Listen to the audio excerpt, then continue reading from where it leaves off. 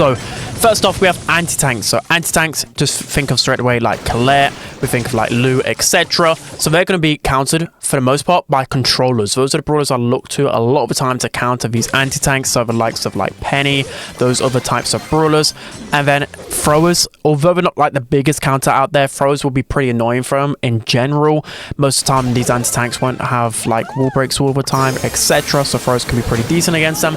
Snipers are in general pretty good against anti-tanks. You know, for example, if the map is pretty open or if the map gets opened up to try and counter those tanks, well, snipers can then destroy the anti-tanks because of course they'll outrange them. That's just typical Brawl Stars knowledge. A brawler outranges you, typically they're going to have the better matchup.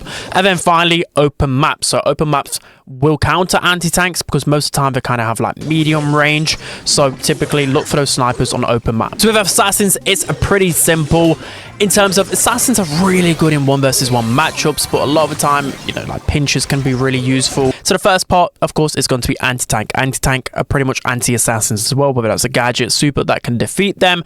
You've also just got pretty much a DPS because some of these assassins have a lot of HP, like Buzz, Daryl, Carl, etc. So some quick burst damage will be able to just dispose of them pretty quickly, or like Edgar, for example. You've also got tanks. Tanks are really good into assassins because assassins, they like the squishier brawlers. They can't really beat tanks in that 1 versus 1. Again, just think of Mortis. Mortis is just terrible into like Bull, terrible into like Jackie, etc. So tanks are really good. And then again, open maps. The reason being is because assassins are super limited in their range, and they like to play on bushier maps. So open maps, open up the map with wall breaker or just open maps in general are the biggest counters to them. Some counters to control brawlers. The first one is going to be tanks.